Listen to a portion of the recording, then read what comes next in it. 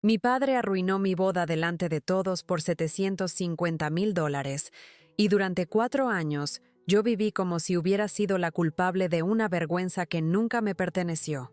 Todavía recuerdo el sonido de las copas, la música suave, las flores blancas sobre las mesas y la forma en que todos dejaron de respirar cuando él se puso de pie. Yo estaba con mi vestido de novia, tomada de la mano de Daniel, creyendo que ese sería el día más feliz de mi vida, pero mi padre levantó una carpeta vieja frente a todos los invitados y me señaló como si yo fuera una ladrona. Dijo que yo había destruido a la familia, que me había quedado con un dinero que no era mío y que no merecía entrar a un matrimonio llevando una mentira sobre la espalda. Mi madre bajó la mirada, mi hermano sonrió con vergüenza falsa, y mis tías comenzaron a murmurar como si ya hubieran esperado ese momento. Nadie preguntó si era verdad. Nadie me defendió al principio. Solo sentí que el salón entero se alejaba de mí, aunque todos seguían sentados en sus sillas. Y esa noche, mientras mi ramo caía al suelo, entendí que algunas familias no te rompen en privado porque prefieren hacerlo con público. Antes de esa boda, yo creía que mi vida por fin estaba tomando forma. Me llamo Sofía, y crecí pensando que el amor se ganaba siendo buena, callada y útil. Desde niña fui la hija que no causaba problemas, la que ayudaba en la cocina, la que cuidaba a mi hermano menor, la que aprendió a no pedir demasiado. Mi padre, Ernesto, era un hombre respetado en el pueblo, dueño de una pequeña empresa de materiales de construcción y experto en parecer honesto frente a los demás. En casa era distinto. No necesitaba gritar siempre para hacerte sentir pequeña. A veces bastaba una mirada, una pausa larga, una frase fría dicha durante la cena. Mi madre, Clara, vivía tratando de mantener la paz, pero su idea de paz casi siempre significaba que yo debía tragarme la tristeza. Mi hermano Lucas era el favorito, aunque nadie lo decía en voz alta. Si él fallaba, estaba cansado. Si yo fallaba, era ingrata. Daniel apareció en mi vida cuando yo tenía 24 años y trabajaba en una clínica dental como recepcionista. No llegó como un príncipe ni hizo promesas enormes. Llegó con paciencia. Era maestro de primaria. Tenía una risa tranquila y una forma de escuchar que me hacía sentir humana. Al principio, me costó creer que alguien pudiera quererme sin exigirme que demostrara mi valor todo el tiempo. Cuando me llevaba café en mis turnos largos, yo pensaba que tarde o temprano iba a cansarse de mí. Cuando conoció a mi familia, notó cosas que yo había normalizado durante años. Notó cómo mi padre me interrumpía, cómo mi madre cambiaba de tema cuando yo hablaba de mis sueños, cómo Lucas hacía bromas hirientes y todos se reían menos yo. Daniel nunca me obligó a pelear con ellos. Solo me decía que yo no tenía que desaparecer para que otros se sintieran cómodos. Y tal vez por eso acepté casarme con él, porque por primera vez imaginé una casa donde mi voz no fuera una molestia. La boda fue planeada durante casi un año. Yo quería algo sencillo, pero mi padre insistió en hacer una celebración grande. Decía que era por orgullo, que una hija no se casaba todos los días, que la familia debía verse unida. Ahora entiendo que mi boda no era para celebrarme, sino para sostener una imagen. Él eligió el salón. Invitó a socios, vecinos y parientes lejanos que apenas me conocían. Mi madre escogió parte de la decoración y criticó mi vestido porque decía que era demasiado simple para una familia como la nuestra. Lucas se burlaba de Daniel diciendo que un maestro nunca iba a darme una vida cómoda. Yo intentaba no escuchar.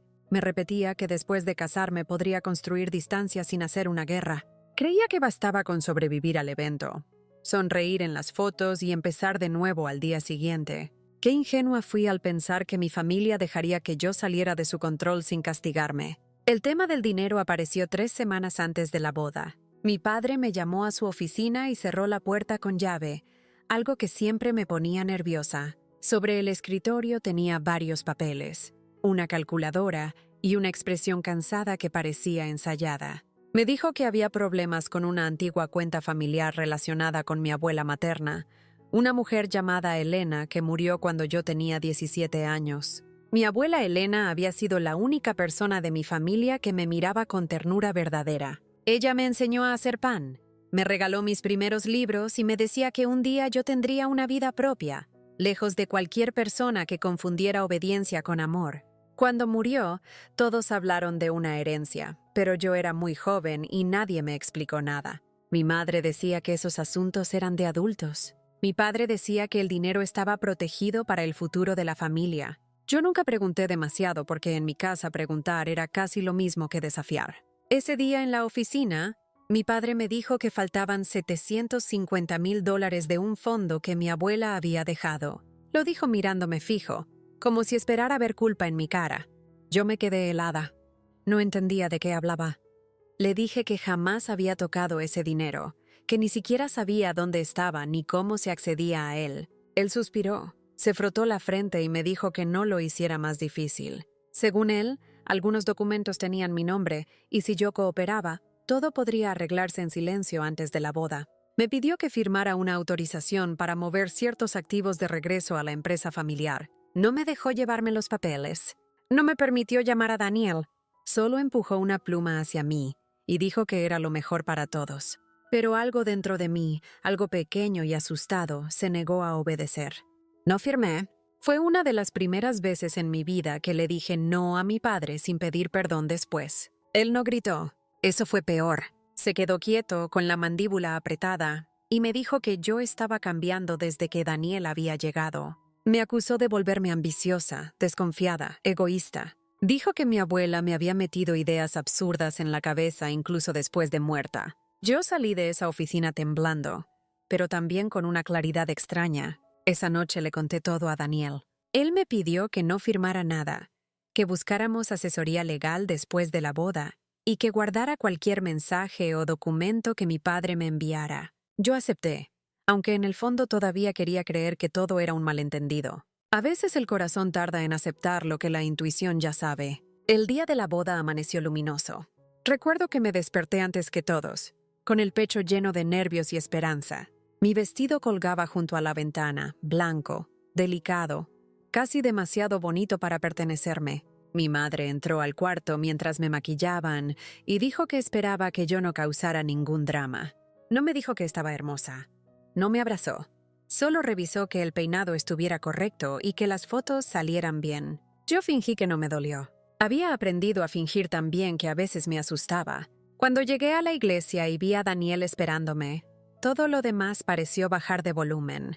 Él lloró al verme, no mucho, solo lo suficiente para que yo supiera que su emoción era real. En ese instante pensé que, aunque mi familia nunca me hubiera elegido del todo, yo estaba eligiendo una nueva vida. La ceremonia fue hermosa, o al menos eso creí durante las primeras horas. Daniel sostuvo mis manos como si fueran algo valioso. Sus votos fueron sencillos, sin frases exageradas, pero cada palabra parecía escrita con años de cuidado. Prometió caminar conmigo sin apagarme, escucharme sin corregirme, construir un hogar donde no tuviera que encogerme para ser amada. Yo casi no pude hablar cuando llegó mi turno. La garganta se me cerraba, pero dije lo necesario. Dije que lo amaba porque a su lado había aprendido que la calma también podía ser amor. Cuando nos besamos, los invitados aplaudieron, y por un momento me permití creer que el pasado se quedaba atrás. Mi padre incluso sonrió para la cámara. Mi madre lloró un poco, aunque nunca supe si por emoción o por teatro. Lucas me abrazó con fuerza y me susurró que esperaba que supiera lo que estaba haciendo. Yo ignoré la amenaza escondida en esa frase. En la recepción, todo parecía perfecto desde lejos. Las mesas estaban cubiertas con manteles color marfil. Había velas pequeñas junto a cada plato, y una banda tocaba canciones románticas cerca del jardín. Daniel y yo entramos tomados de la mano mientras todos aplaudían. Me sentí ligera. Bailamos nuestra primera canción y apoyé la cabeza en su pecho, tratando de memorizar el momento. Él me preguntó si estaba feliz. Le dije que sí, y en ese instante era verdad. Después vino la cena, las fotos, los brindis de sus padres, las palabras dulces de una amiga mía de la universidad. Yo veía a mi padre desde nuestra mesa. Estaba serio, hablando poco, con una carpeta oscura apoyada junto a su silla. Pensé que eran documentos de trabajo, porque él siempre encontraba la forma de llevar su oficina a cualquier parte. No imaginé que dentro de esa carpeta estaba el arma con la que intentaría destruirme. Todo comenzó cuando el maestro de ceremonias anunció el brindis de mi padre. Yo no lo esperaba. Él no había querido preparar un discurso cuando se lo pedí. Dijo que esas cosas eran cursis, que él no servía para sentimentalismos. Pero aquella noche se levantó con seguridad, tomó el micrófono y caminó hacia el centro del salón. Los invitados guardaron silencio. Yo sonreí, tensa, esperando tal vez una frase breve, algo correcto, algo que pudiera guardar sin dolor. Mi padre miró a Daniel primero, luego a mí, y respiró hondo. Dijo que una boda era el inicio de una vida basada en la verdad. Dijo que ninguna unión podía sostenerse sobre secretos. Sentí que la mano de Daniel se cerraba alrededor de la mía. Mi estómago se hundió antes de que mi mente entendiera por qué. Mi padre levantó la carpeta y dijo que había algo que la familia ya no podía seguir ocultando. El salón quedó tan silencioso que escuché el golpe de un cubierto contra un plato. Dijo que durante años había intentado protegerme, pero que mi actitud reciente lo obligaba a hablar. Después pronunció la cifra, $750,000. La dijo despacio, como si cada número fuera una piedra arrojada contra mi cara. Aseguró que ese dinero pertenecía a un fondo familiar creado por mi abuela Elena y que yo me había aprovechado de mi posición como nieta favorita para bloquearlo, moverlo o esconderlo. Yo me levanté de golpe. Le dije que eso era mentira. Mi voz salió débil, casi rota, pero Daniel se puso de pie conmigo. Mi padre no se detuvo. Miró a los invitados y dijo que yo siempre había sido buena actuando como víctima. No sé cómo explicar lo que se siente cuando tu propia familia te convierte en espectáculo.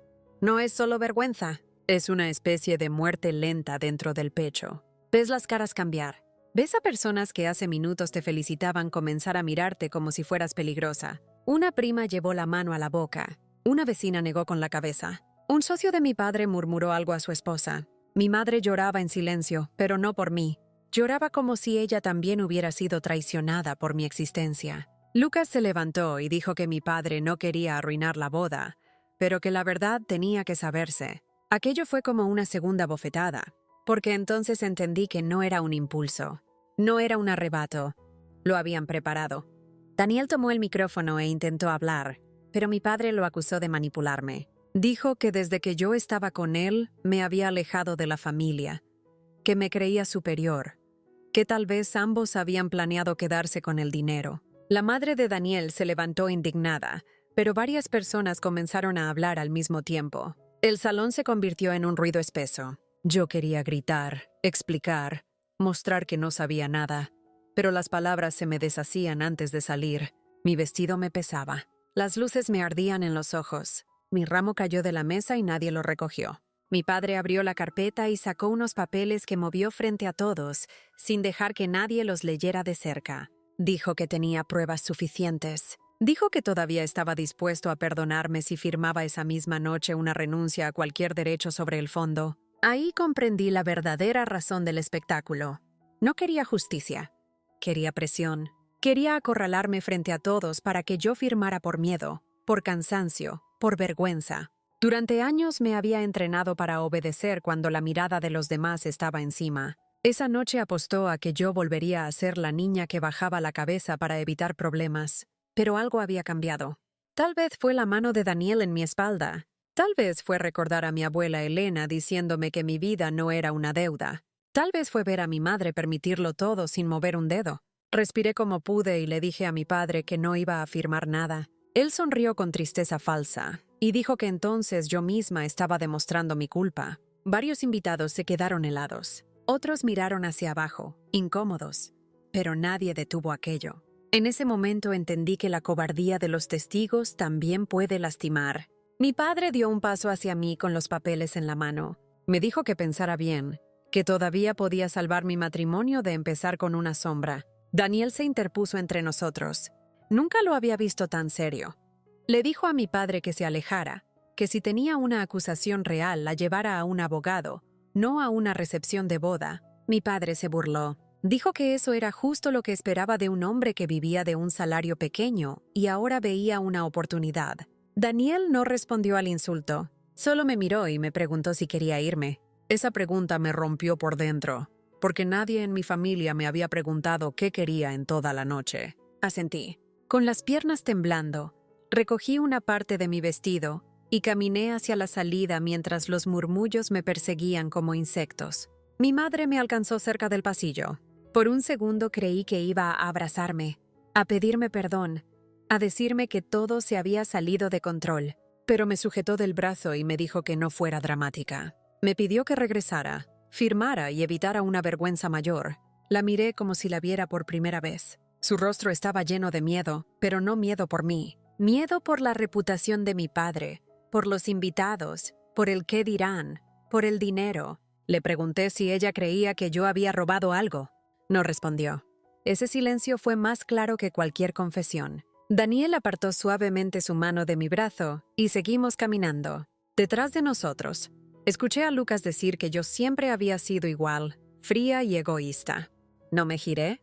Si lo hacía, tal vez me habría quebrado allí mismo. Salimos del salón por una puerta lateral que daba al estacionamiento. La noche estaba fría y olía a lluvia, aunque el cielo estaba despejado. Yo llevaba tacones, el vestido arrastraba polvo, y cada paso parecía absurdo, como si mi cuerpo siguiera vestido para una felicidad que ya no existía. Daniel me llevó hasta el auto, pero antes de entrar me detuve. Desde afuera todavía se veía el brillo de las lámparas y las sombras de los invitados moviéndose detrás de las cortinas. Mi boda continuaba sin mí. Esa idea me dio náuseas. Me apoyé contra la puerta del auto y empecé a llorar con un sonido que no reconocí como mío. Daniel no me dijo que me calmara, no me pidió que fuera fuerte. Solo me sostuvo mientras yo repetía que no había hecho nada, que no había tocado ese dinero, que no entendía por qué me odiaban tanto. Él me creyó. Y en esa noche, ser creída fue lo único que me mantuvo de pie. No fuimos a la fiesta.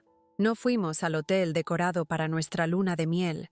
No respondimos llamadas. Daniel condujo hasta el pequeño apartamento que habíamos alquilado para después de casarnos. Entré todavía vestida de novia y me senté en el suelo de la sala porque no podía respirar bien. Mi teléfono vibraba sin parar. Mensajes de familiares, algunos crueles, otros disfrazados de preocupación. Una tía escribió que debía pensar en mi pobre padre. Un primo dijo que si no era culpable, no habría huido. Lucas mandó un mensaje corto diciendo que había destruido la noche de todos. Mi madre llamó 17 veces. Mi padre no llamó ni una sola vez. Eso me dio más miedo que sus gritos, porque cuando mi padre guardaba silencio, normalmente significaba que estaba preparando el siguiente golpe. Daniel se sentó a mi lado y me ayudó a quitarme los zapatos. Después buscó una manta y me cubrió los hombros. Yo le pregunté si se arrepentía de haberse casado conmigo. La pregunta salió pequeña, llena de vergüenza. Él me miró con una tristeza tan profunda que bajé la vista. Me dijo que no se había casado con mi familia, se había casado conmigo. Me dijo que esa noche no había visto una ladrona, sino una mujer siendo atacada por personas que sabían exactamente dónde herirla. Quise creerle con todo mi corazón. Pero una parte de mí seguía atrapada en el salón, viendo a mi padre levantar esos papeles, escuchando la palabra robo flotar sobre mi vestido blanco. Esa noche no dormimos. Nos quedamos en la sala hasta el amanecer, leyendo mensajes, guardando capturas, bloqueando números. Mientras el sol empezaba a entrar por la ventana, hice algo que nunca pensé que tendría fuerza para hacer. Bloqueé a mi padre. Los días siguientes fueron una caída lenta. La historia se extendió por el pueblo de una forma deformada. Algunos decían que yo había robado directamente a mi abuela. Otros aseguraban que Daniel me había convencido de quedarme con el dinero. Hubo quien dijo que mi padre había sido demasiado bueno conmigo y que yo le pagué con traición. Nadie tenía pruebas. Pero la mentira no necesitaba pruebas para caminar. Solo necesitaba bocas. Daniel pidió unos días libres en la escuela. Yo renuncié a mi trabajo porque varias pacientes habían escuchado rumores y me miraban con una curiosidad insoportable. Cada vez que sonaba el teléfono, mi cuerpo se tensaba.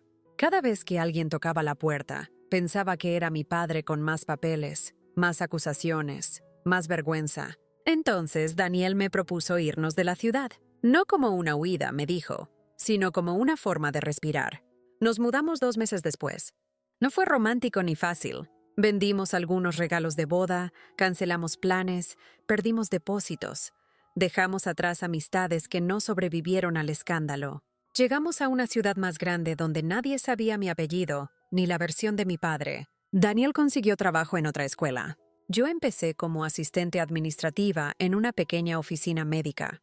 Durante el día funcionaba. Sonreía, contestaba correos, aprendía rutas de autobús, cocinaba cenas sencillas. Pero por la noche, cuando todo quedaba en silencio, volvía a escuchar el micrófono, la cifra, los murmullos. Soñaba que caminaba hacia el altar y todos los invitados escondían sus carteras. Despertaba sudando, con el pecho apretado. Daniel me abrazaba hasta que mi respiración volvía. Nunca me presionó para perdonar. Nunca usó mi dolor como una carga. Solo estuvo. Durante esos primeros meses, intenté investigar lo del fondo de mi abuela, pero todo era confuso. No tenía documentos. No tenía acceso a cuentas. No sabía el nombre del abogado que había manejado su testamento. Cada pista parecía terminar en mi padre. Mi madre me escribió una vez desde un número desconocido. Dijo que yo había exagerado, que los padres también cometían errores, que la familia debía arreglar las cosas en privado. No mencionó la boda. No mencionó mi dolor. No mencionó la mentira. Le respondí una sola frase, pidiéndole que me enviara cualquier documento real sobre la supuesta deuda o acusación. Nunca contestó. Eso me dijo mucho. Aún así, la duda me perseguía. No porque creyera haber robado algo, sino porque no entendía qué había detrás de tanta crueldad. Mi padre no improvisaba. Si había decidido destruirme públicamente, era porque necesitaba ocultar algo más grande. Con el tiempo aprendí a vivir con esa pregunta abierta. Daniel y yo celebramos nuestro primer aniversario en una cafetería pequeña, compartiendo un pastel barato y riéndonos de lo mal que había salido nuestra luna de miel inexistente. Yo empecé terapia. Aprendí a decir en voz alta cosas que antes me daban vergüenza. Aprendí que el abuso no siempre deja golpes visibles. Aprendí que una familia puede usar la palabra amor como una cuerda. También aprendí que extrañar a alguien no significa que debas dejarlo volver. Hubo días en que odié a mi padre. Hubo días en que lo extrañé. Hubo días en que quise llamar a mi madre solo para escucharla decir que se arrepentía. Pero esa llamada nunca llegó. Lo único que llegó, 4 años después, fue una carta de un abogado con mi nombre completo escrito en el sobre. Y cuando vi el apellido de mi abuela Elena en la primera página, supe que la noche de mi boda no había terminado. Cuando recibí aquella carta, estaba sentada en mi oficina revisando facturas médicas. Afuera llovía con fuerza y el sonido constante del agua golpeando las ventanas hacía que la tarde pareciera más oscura de lo normal. Al principio pensé que era otro documento sin importancia, alguna notificación administrativa o publicidad legal, pero en cuanto vi el nombre de mi abuela Elena en el encabezado, sentí algo extraño recorrerme el cuerpo. Durante 4 años había intentado reconstruir mi vida lejos de mi familia. Había trabajado duro para crear una rutina estable, para volver a confiar en las personas y para convencerme de que no necesitaba respuestas para seguir adelante. Sin embargo, bastó una hoja de papel para derrumbar la tranquilidad que tanto me había costado construir. Mis manos comenzaron a temblar mientras leía las primeras líneas. El remitente era un despacho jurídico que yo nunca había escuchado mencionar. La carta informaba que ciertos documentos relacionados con la sucesión de mi abuela habían sido localizados recientemente y que mi presencia era requerida para una reunión formal. Debía asistir en persona. No ofrecían detalles. Solo una fecha, una dirección y una frase que no pude olvidar durante días. Los asuntos pendientes de la señora Elena Morales requieren la presencia de su nieta Sofía Morales. Guardé la carta en mi bolso y traté de seguir trabajando, pero fue imposible. Durante horas cometí errores simples que normalmente nunca cometía. Confundí nombres de pacientes, envié correos incompletos y olvidé llamadas importantes. Mi mente estaba a cientos de kilómetros de allí, atrapada en recuerdos que creía haber dejado atrás. Cuando llegué a casa esa noche, Daniel estaba preparando la cena. Apenas me vio entrar, notó que algo no estaba bien. Siempre tenía esa capacidad. No necesitaba explicaciones largas ni discursos dramáticos. Bastaba una mirada para que entendiera cuándo estaba luchando contra algo por dentro. Le entregué la carta sin decir una palabra. Él la leyó lentamente y luego me observó durante varios segundos. Ninguno de los dos habló enseguida. Habíamos pasado 4 años intentando construir una vida donde mi familia no tuviera poder sobre nosotros. Habíamos creado nuevas amistades, nuevos proyectos y nuevos recuerdos. Pero aquella carta tenía el poder de abrir una puerta que habíamos mantenido cerrada durante demasiado tiempo. Daniel finalmente me preguntó qué quería hacer, no qué debía hacer, no qué esperaba la gente que hiciera.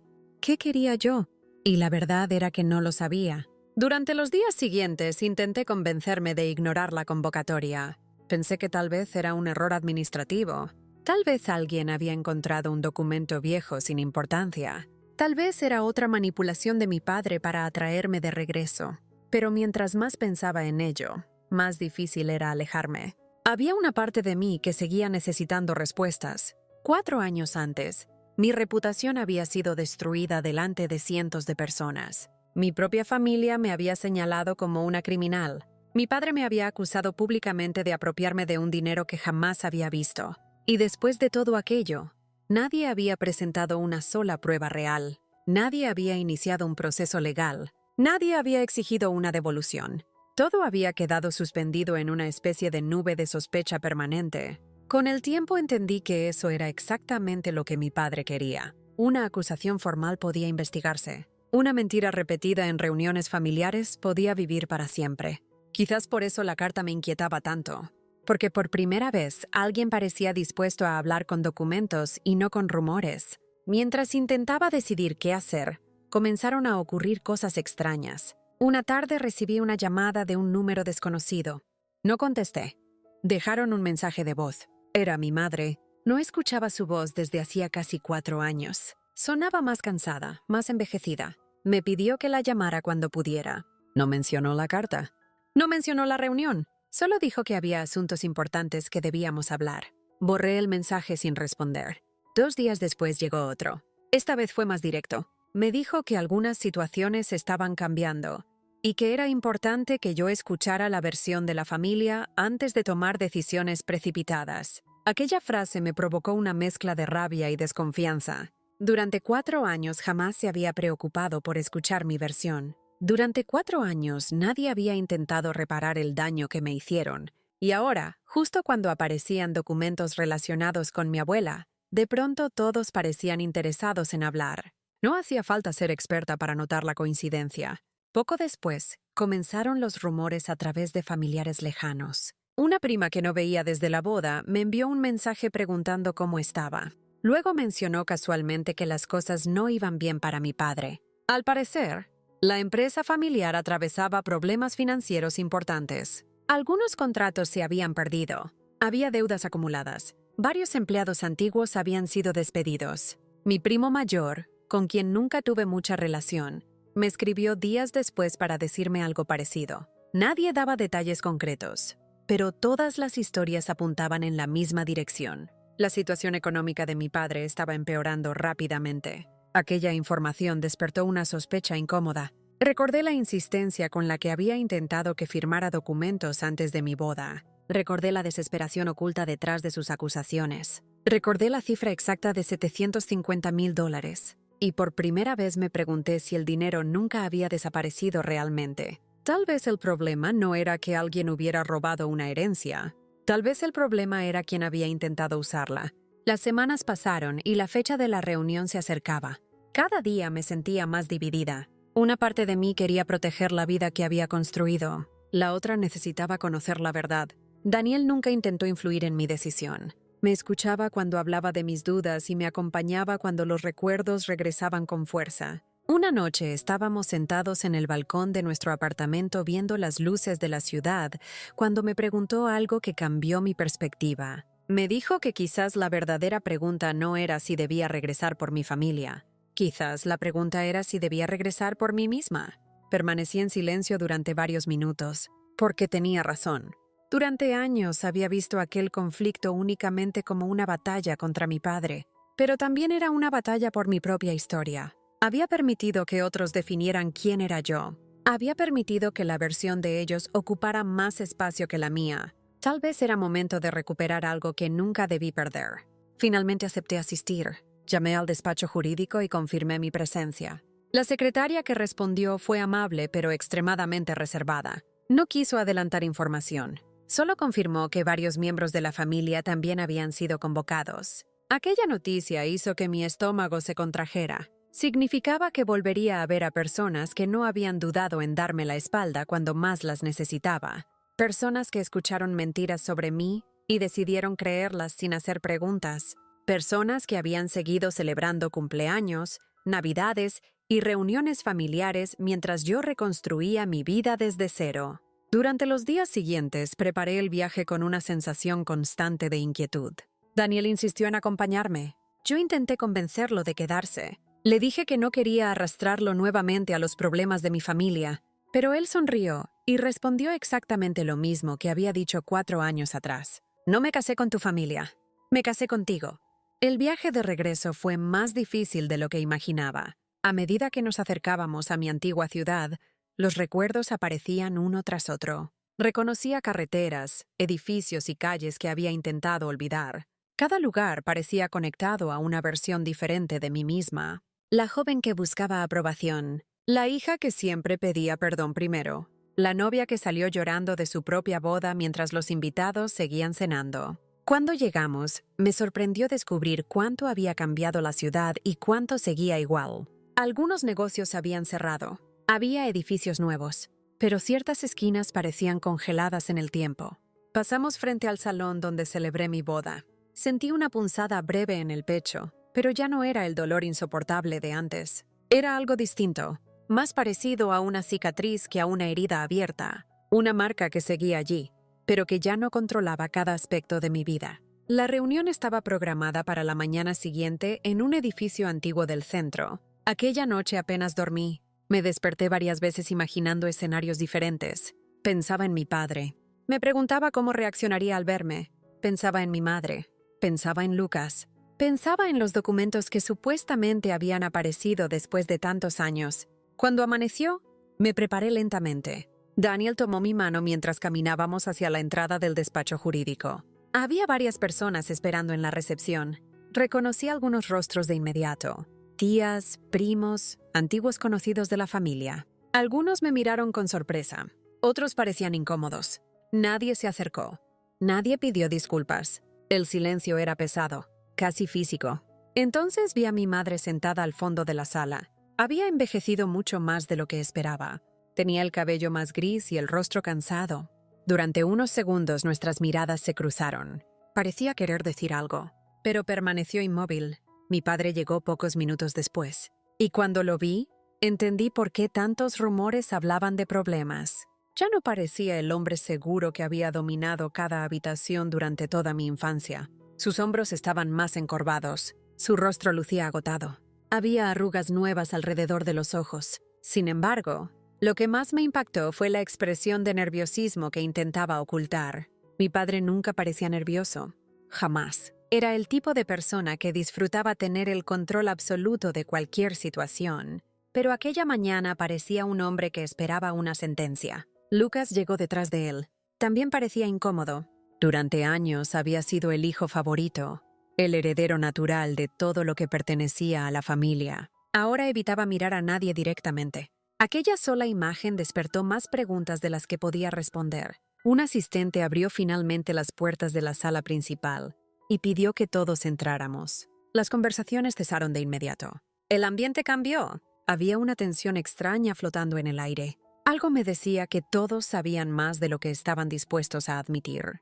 Tomé asiento junto a Daniel mientras varios abogados organizaban carpetas y documentos sobre una mesa larga. Entonces apareció un hombre mayor de cabello blanco que parecía dirigir la reunión. Saludó a todos con formalidad y explicó que ciertos archivos pertenecientes a la sucesión de Elena Morales habían sido localizados recientemente en una caja de seguridad que permaneció cerrada durante años debido a un conflicto administrativo. Aquellas palabras provocaron movimientos nerviosos entre algunos familiares. Mi padre bajó la mirada. Lucas se acomodó en la silla. Mi madre cerró los ojos durante un instante. El abogado abrió una carpeta gruesa y anunció que entre los documentos encontrados había una carta personal escrita por mi abuela pocas semanas antes de su muerte. Y en el momento en que escuché esas palabras, comprendí que la verdad llevaba 4 años esperando detrás de una puerta que estaba a punto de abrirse. El abogado sostuvo el sobre entre sus manos durante varios segundos antes de abrirlo. Parecía comprender el peso que aquel simple pedazo de papel tenía para todos los presentes. Nadie hablaba. Nadie se movía. El silencio era tan profundo que podía escucharse el leve sonido del aire acondicionado recorriendo la sala. Yo no podía apartar la vista de aquella carta. Durante años había pensado en mi abuela Elena. Había recordado sus consejos, sus abrazos y la manera en que siempre encontraba tiempo para escucharme cuando nadie más lo hacía. Pero jamás imaginé que, 4 años después de la peor noche de mi vida, sería precisamente ella quien volvería a ocupar el centro de todo. Sentí la mano de Daniel sobre la mía. Mi corazón golpeaba con fuerza dentro del pecho. Algo estaba a punto de ocurrir. Lo sentía con una certeza imposible de explicar. El abogado rompió cuidadosamente el sello y desplegó varias hojas escritas a mano. Reconocí la letra de inmediato. A pesar de los años, seguía siendo exactamente igual, ordenada, elegante y firme. Durante un instante me pareció escuchar nuevamente la voz de mi abuela leyendo cuentos en la cocina mientras preparaba pan. Tuve que contener las lágrimas. El abogado aclaró la garganta y comenzó a leer. Las primeras líneas estaban dirigidas a toda la familia.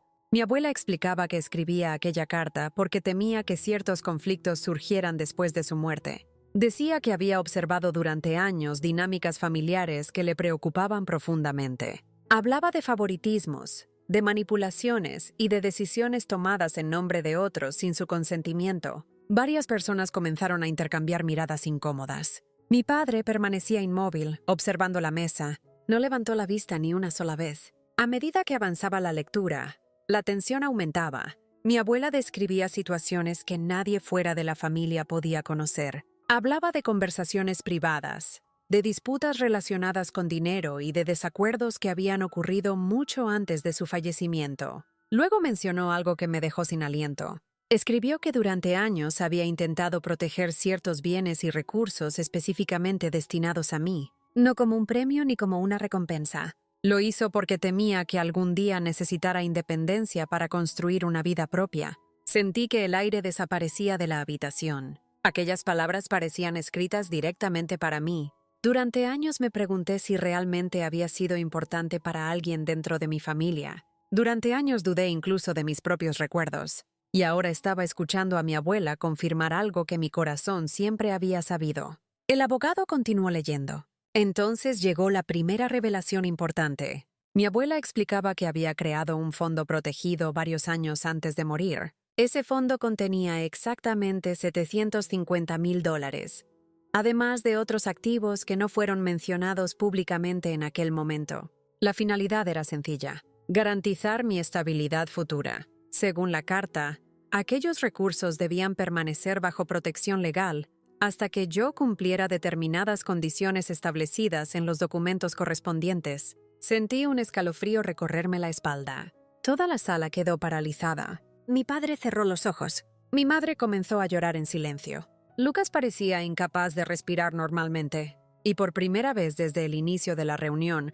comprendí que algo mucho más grande que una simple herencia estaba saliendo a la luz. El abogado hizo una breve pausa antes de continuar. Cuando volvió a hablar, su voz sonaba aún más seria. Leyó un párrafo donde mi abuela expresaba una preocupación específica respecto a la administración del fondo. Escribió que temía que ciertas personas intentaran utilizar esos recursos para resolver problemas propios. Por esa razón, había incluido cláusulas legales muy estrictas destinadas a impedir cualquier transferencia, préstamo o modificación sin mi autorización directa. Aquellas palabras produjeron una reacción inmediata en la sala. Varias personas comenzaron a murmurar entre sí. Yo observé a mi padre. Su rostro había perdido todo color. Parecía un hombre atrapado, un hombre que ya no tenía dónde esconderse. Por primera vez desde mi infancia lo vi vulnerable, y lejos de sentir satisfacción, experimenté una tristeza profunda, porque comprendí que gran parte de mi vida había estado construida alrededor de las decisiones equivocadas de aquel hombre. Entonces llegó el momento que cambió todo. El abogado abrió otra carpeta y colocó varios documentos sobre la mesa. Explicó que la carta estaba acompañada por registros financieros, instrucciones notariales y correspondencia privada relacionada con la administración del fondo. A continuación reveló algo que provocó un auténtico terremoto dentro de la sala. Durante años, múltiples intentos habían sido realizados para acceder a los recursos protegidos por mi abuela. Todos habían sido rechazados gracias a las restricciones legales establecidas. Algunos de esos intentos estaban claramente identificados. Los nombres aparecían en los documentos. El principal responsable era Ernesto Morales, mi padre. Sentí que el mundo se detenía. Durante 4 años había cargado con una acusación falsa. Durante 4 años me habían señalado como una ladrona, y ahora los documentos demostraban exactamente lo contrario. La persona que intentó acceder al dinero nunca fui yo. El silencio que siguió fue casi insoportable. Nadie parecía saber qué decir. Varias de mis tías comenzaron a llorar. Algunos primos evitaban mirarme. Otros observaban a mi padre con una mezcla de sorpresa y decepción. El abogado continuó explicando que los intentos de acceso se remontaban incluso a años anteriores a mi boda. Existían solicitudes rechazadas, movimientos bloqueados y comunicaciones oficiales que advertían claramente sobre la imposibilidad de utilizar esos fondos para fines distintos a los establecidos por mi abuela. Cada documento parecía derribar una nueva mentira. Cada página eliminaba otra capa de engaño. Entonces comprendí algo que me hizo sentir náuseas. Mi boda jamás había sido una reacción impulsiva. No había sido una discusión familiar que se salió de control. Había sido una estrategia cuidadosamente preparada. Mi padre necesitaba que yo firmara aquellos documentos. Necesitaba presión pública. Necesitaba convertirme en culpable para justificar algo que él mismo llevaba años intentando hacer. Mi madre rompió a llorar con más fuerza. Durante varios segundos nadie intentó consolarla. Finalmente levantó la vista y dijo algo que nadie esperaba. Admitió que conocía parte de la situación. No todos los detalles, pero sí lo suficiente para saber que yo nunca había robado nada. Aquellas palabras me atravesaron como un cuchillo. Durante 4 años había tratado de comprender por qué permaneció en silencio aquella noche. Había imaginado miedo, confusión o manipulación. Pero escucharla reconocer que sabía la verdad resultó más doloroso de lo que imaginaba. Mi madre explicó que Ernesto le aseguró repetidamente que podía resolver el problema si lograba que yo firmara ciertos documentos. Dijo que creyó que todo era temporal, que pensó que nadie saldría herido, que jamás imaginó que terminaría destruyendo a la familia. Mientras hablaba, evitaba mirarme directamente. Y yo comprendí que algunas disculpas llegan demasiado tarde para reparar lo que rompieron. Lucas permaneció callado durante gran parte de la reunión. Pero cuando el abogado mostró documentos donde aparecía su nombre vinculado a ciertos intentos de reorganización patrimonial, finalmente habló. Su voz sonaba nerviosa. Explicó que siempre creyó la versión de nuestro padre. Aseguró que le dijeron que el fondo estaba mal administrado y que yo estaba siendo influenciada por personas externas. Sin embargo, mientras hablaba, resultaba evidente que ni siquiera él creía completamente sus propias palabras. Durante años había disfrutado de los beneficios de ser el hijo favorito. Nunca cuestionó las decisiones que lo favorecían. Nunca se preguntó por qué mi reputación debía ser destruida para proteger la tranquilidad de otros. Observé a mi hermano y sentí algo extraño. Ya no era rabia.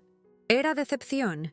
Una decepción profunda y silenciosa que pesaba mucho más que el odio. El abogado continuó avanzando entre los documentos. Entonces llegó a una carpeta final. Explicó que allí se encontraba el material más importante hallado junto a la carta. Varias personas se inclinaron hacia adelante. Mi padre parecía incapaz de levantar la cabeza. El abogado extrajo una serie de informes financieros y comenzó a explicar los problemas económicos que la empresa familiar había enfrentado años atrás. A medida que hablaba, las piezas empezaron a encajar. Las fechas coincidían, las deudas coincidían, los intentos de acceso al fondo coincidían. La desesperación financiera de mi padre existía mucho antes de mi boda. De pronto entendí por qué eligió precisamente aquel momento para atacarme. Mi boda no fue el inicio del problema. Fue el momento en que el problema alcanzó un nivel desesperado. Necesitaba dinero. Necesitaba una salida. Y decidió construirla sobre mi destrucción pública. La sala entera parecía respirar más rápido. Incluso los abogados lucían tensos. Entonces llegó la revelación que nadie esperaba. El abogado explicó que mi abuela no solo había protegido el fondo, también había dejado instrucciones específicas para el caso de que alguien intentara utilizar acusaciones falsas o presión familiar para obtener acceso a los recursos. Según esas instrucciones, cualquier intento de manipulación quedaba registrado como una violación directa de sus condiciones sucesorias. Y si se demostraba dicho comportamiento, la administración completa de ciertos bienes debía pasar inmediatamente a revisión independiente. Varias personas quedaron completamente inmóviles. Yo misma tardé varios segundos en comprender el significado de aquellas palabras. Mi abuela había previsto exactamente lo que ocurrió. Había anticipado que alguien intentaría presionarme. Había dejado mecanismos para protegerme incluso después de su muerte. El abogado dejó entonces la carta sobre la mesa y leyó las últimas líneas escritas por mi abuela. Nunca olvidaré esas palabras. Decían que el dinero podía perderse, las propiedades podían cambiar de dueño y las empresas podían desaparecer. Pero la dignidad de una persona no debía ser negociada jamás. Luego escribió una frase dirigida específicamente a mí. Si algún día lees esto, Sofía, significa que la verdad tardó demasiado en encontrarte.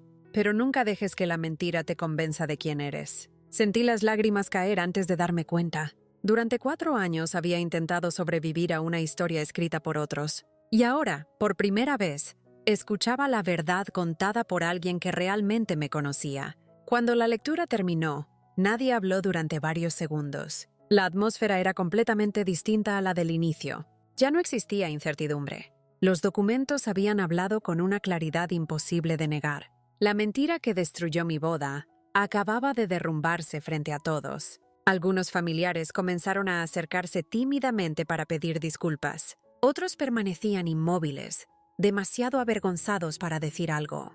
Pero yo apenas los escuchaba. Mi atención estaba fija en una sola persona. Mi padre seguía sentado al otro lado de la mesa, derrotado, silencioso. Y por primera vez desde que comenzó aquella reunión, levantó la vista y me miró directamente. Lo que vi en sus ojos no era orgullo, no era autoridad, no era enojo, era miedo. Y mientras el abogado anunciaba que aún quedaban asuntos legales por resolver, comprendí que la verdadera caída de mi padre apenas estaba comenzando. Cuando vi el miedo en los ojos de mi padre, entendí que algo irreversible había ocurrido. Durante toda mi vida, él había sido la persona que controlaba cada conversación, cada reunión familiar y cada conflicto. Siempre encontraba la manera de salir adelante, incluso cuando estaba equivocado. Siempre lograba convencer a otros de que sus decisiones eran necesarias. Pero aquella mañana era diferente. Los documentos habían hablado por él. La carta de mi abuela había dicho lo que nadie más se atrevió a decir. Y por primera vez, Ernesto Morales no tenía una explicación preparada. Permaneció sentado mientras el resto de la sala comenzaba a llenarse de murmullos. Algunos familiares discutían entre sí. Otros intentaban comprender cómo habían sido engañados durante tanto tiempo. Yo seguía observándolo. No sentía triunfo. No sentía alegría. Solo una especie de agotamiento profundo. Como si llevara 4 años cargando una piedra enorme y alguien acabara de retirarla de mis hombros. Los abogados anunciaron un receso antes de continuar con los procedimientos legales. Varias personas se levantaron inmediatamente. Algunos familiares se acercaron a mí para ofrecer disculpas. Una tía que había repetido rumores sobre mí durante años comenzó a llorar mientras decía que nunca imaginó que mi padre fuera capaz de algo así. Un primo que ni siquiera respondió mis llamadas después de la boda me aseguró que lamentaba haberme juzgado tan rápido. Escuché todas aquellas disculpas con educación, pero algo había cambiado dentro de mí. Durante años soñé con ese momento. Imaginé a las personas reconociendo que yo decía la verdad. Imaginé sentir alivio cuando llegara la reivindicación. Pero la realidad fue distinta. La verdad podía corregir los hechos, pero no podía devolverme los años perdidos. No podía borrar las noches de ansiedad. No podía devolverme la boda que me arrebataron. Algunas heridas dejan de sangrar, pero nunca desaparecen por completo. Daniel permaneció a mi lado en todo momento. Mientras los demás hablaban, él simplemente me observaba. Conocía mis silencios mejor que nadie. Sabía cuándo necesitaba espacio y cuándo necesitaba apoyo. Nos alejamos unos minutos hacia una zona más tranquila del edificio. Allí pude respirar sin sentir decenas de miradas sobre mí. Me apoyé contra una pared y cerré los ojos. Durante 4 años imaginé cientos de escenarios posibles. Imaginé enfrentarme a mi padre. Imaginé demostrar mi inocencia. Imaginé incluso que algún día él pediría perdón. Pero nunca imaginé que la verdad aparecería de forma tan contundente. Daniel me preguntó cómo me sentía. Tardé varios segundos en responder. Finalmente dije algo que me sorprendió incluso a mí misma. Le dije que estaba triste. No por mí, sino por todo lo que pudo haberse evitado. Por la familia que nunca tuvimos. Por la vida que podría haber sido distinta si algunas personas hubieran elegido la honestidad antes que el orgullo. Cuando regresamos a la sala principal, los abogados comenzaron a explicar las consecuencias de los documentos descubiertos. La situación era mucho más grave de lo que yo imaginaba. Existían registros detallados de intentos repetidos para acceder a recursos protegidos legalmente. También aparecían comunicaciones donde se ejercía presión indebida para obtener autorizaciones que nunca debieron solicitarse. Aunque muchas acciones no llegaron a concretarse gracias a las restricciones impuestas por mi abuela, los registros demostraban claramente la intención detrás de cada movimiento. Mi padre escuchaba en silencio. Ya no discutía. Ya no interrumpía.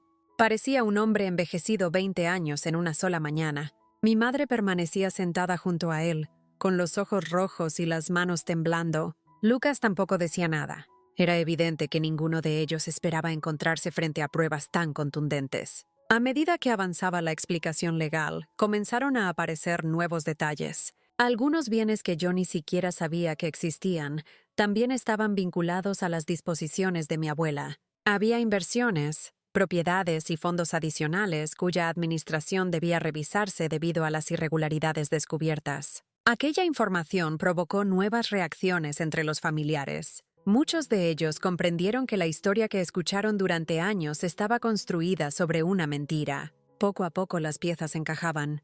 Las acusaciones contra mí, la presión para firmar documentos, el espectáculo de la boda, los intentos constantes por aislarme. Todo formaba parte del mismo plan. No se trataba de proteger a la familia, se trataba de controlar recursos que nunca les pertenecieron. Y cuanto más clara se volvía la verdad, más pequeño parecía mi padre dentro de aquella sala. Al terminar la reunión formal, las personas comenzaron a retirarse lentamente. Algunos familiares intentaron acercarse nuevamente. Otros simplemente se marcharon sin decir palabra. Yo estaba preparándome para salir cuando escuché mi nombre detrás de mí. Reconocí la voz de inmediato. Mi cuerpo se tensó antes incluso de girarme. Era mi padre. Durante unos segundos ninguno de los dos habló. Lo observé de frente por primera vez en muchos años. Parecía más frágil de lo que recordaba. Más cansado. Más humano. Pero también era el hombre que había destruido mi boda. El hombre que permitió que mi nombre fuera arrastrado por el barro para proteger sus propios intereses. El hombre que observó mi dolor y siguió adelante de todos modos. Había demasiada historia entre nosotros para resumirla en una sola mirada. Mi padre me pidió que habláramos en privado. Daniel me observó esperando mi decisión. Después de unos segundos acepté. Caminamos hacia una sala pequeña al final del pasillo. Cuando la puerta se cerró detrás de nosotros, el silencio se volvió pesado. Durante toda mi vida, él había sido la persona que controlaba cada conversación entre nosotros. Pero aquella vez era diferente. Permaneció de pie frente a mí durante varios segundos sin saber cómo empezar. Finalmente se sentó, bajó la cabeza y comenzó a hablar. Dijo que había cometido errores. Dijo que la situación financiera de la empresa se salió de control mucho antes de lo que cualquiera imaginaba. Dijo que tomó decisiones desesperadas porque sentía que todo lo que había construido estaba a punto de desaparecer. Mientras hablaba, yo permanecí en silencio. No porque estuviera escuchando una explicación nueva, sino porque llevaba años imaginando cómo sonaría cuando finalmente intentara justificarse. Luego ocurrió algo que jamás pensé ver. Mi padre comenzó a llorar. No eran lágrimas teatrales, no eran lágrimas calculadas. Parecía genuinamente derrotado. Me dijo que nunca planeó que las cosas llegaran tan lejos, que la boda debía ser una forma de presionarme para firmar ciertos documentos, no una destrucción total de nuestra relación. Cuando escuché esas palabras sentí una mezcla extraña de rabia y tristeza, como si intentara minimizar una explosión diciendo que solo esperaba provocar una chispa. Le recordé lo que ocurrió aquella noche. Le hablé de los rumores, de los amigos perdidos, de los ataques, de las noches sin dormir, de las veces que dudé incluso de mí misma. Mientras hablaba, él no levantaba la vista. Parecía incapaz de soportar el peso de lo que había hecho. Entonces me dijo algo que jamás olvidaré. Me pidió ayuda. No perdón, no comprensión. Ayuda. Explicó que la empresa estaba prácticamente arruinada, que las investigaciones derivadas de los documentos encontrados podían empeorar todavía más su situación, que había perdido socios importantes, que tenía deudas acumuladas, que necesitaba apoyo para evitar perderlo todo. Durante años había imaginado muchas posibles conversaciones con mi padre, pero nunca imaginé que terminaría suplicándome. El hombre que me acusó públicamente de robar, el hombre que destruyó mi reputación, el hombre que utilizó mi propia boda como escenario para humillarme, ahora estaba sentado frente a mí pidiendo ayuda. Durante unos segundos no supe qué sentir. El contraste era demasiado grande, demasiado absurdo, demasiado triste. Lo observé en silencio. Vi al hombre que había dominado mi infancia. Vi al hombre que había tomado decisiones terribles. Pero también vi algo más. Vi las consecuencias inevitables de años de orgullo, manipulación y mentiras. Y comprendí que no era mi responsabilidad salvarlo de ellas. Mi padre pasó gran parte de su vida convencido de que podía controlar la verdad, convencido de que podía decidir quién era culpable y quién era inocente, convencido de que las consecuencias siempre llegarían para otros. Pero la realidad funciona de manera distinta. Tarde o temprano las decisiones regresan. A veces tardan años. A veces llegan cuando menos las esperamos. Pero llegan. Respiré profundamente antes de responder. Le dije que no deseaba venganza, que no había viajado hasta allí para verlo sufrir, que no disfrutaba su caída, pero también le dije algo que necesitaba escuchar. No iba a rescatarlo.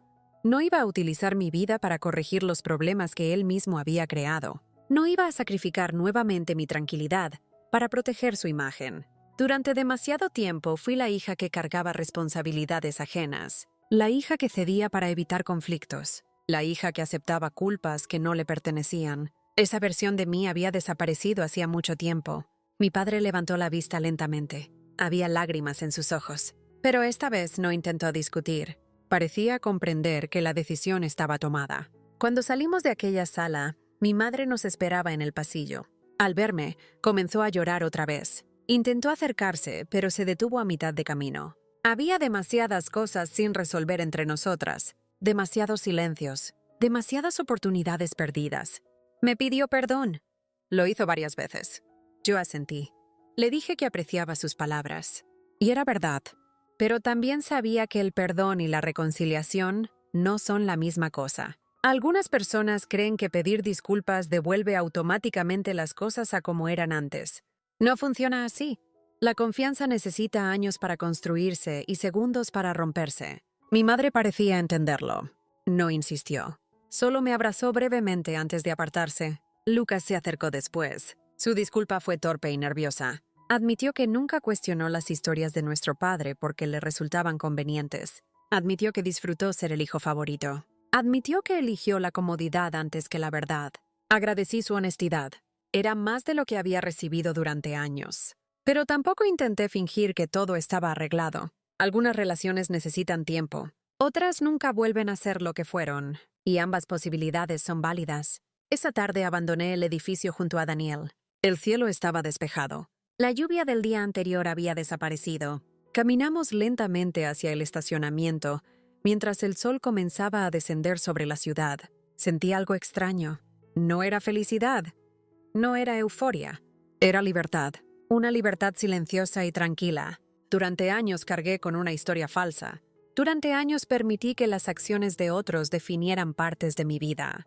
Pero ya no. La verdad había salido a la luz. No porque yo la hubiera perseguido desesperadamente. No porque hubiera luchado para convencer al mundo. Salió porque nunca dejó de existir. Meses después, los procedimientos legales siguieron su curso. Los bienes protegidos por mi abuela fueron reorganizados conforme a sus instrucciones originales. Varias irregularidades fueron corregidas. Mi padre enfrentó las consecuencias de sus decisiones. Algunas personas se alejaron de él. Otras permanecieron a su lado. Yo no participé en esas batallas. Había pasado demasiado tiempo viviendo dentro de conflictos que no me pertenecían. Quería algo diferente. Un año después regresé sola a la antigua casa de mi abuela Elena. Había sido restaurada y conservaba gran parte de los detalles que recordaba de mi infancia. Caminé lentamente por las habitaciones vacías hasta llegar a la cocina donde tantas veces horneamos pan juntas. Allí me senté junto a una ventana y releí una copia de la carta que cambió mi vida. Volví a leer aquella frase dirigida a mí. La verdad tardó demasiado en encontrarte, pero nunca dejes que la mentira te convenza de quién eres. Me quedé observando el jardín durante mucho tiempo. Entonces comprendí cuál había sido la verdadera herencia que mi abuela intentó proteger. No eran los $750,000, no eran las propiedades, no eran las inversiones. Era mi derecho a conocer la verdad sobre mí misma. Y esa fue la única riqueza que nadie logró arrebatarme. Si esta historia me enseñó algo, es que una mentira puede destruir años de tu vida. Pero la verdad tiene una fuerza que tarde o temprano termina saliendo a la luz. Aprendí que no debemos permitir que otros definan quiénes somos, ni cargar culpas que no nos pertenecen. A veces perder a ciertas personas es el precio de encontrar nuestra paz, nuestra dignidad y nuestra libertad. Si llegaste hasta el final de esta historia, escribe en los comentarios la frase «Llegué hasta el final» para que puedas saber quién estuvo presente hasta el último momento. También cuéntame qué habrías hecho tú en mi lugar. No olvides dejar tu like, suscribirte al canal y activar la campanita de notificaciones para no perderte las próximas historias que compartiré contigo.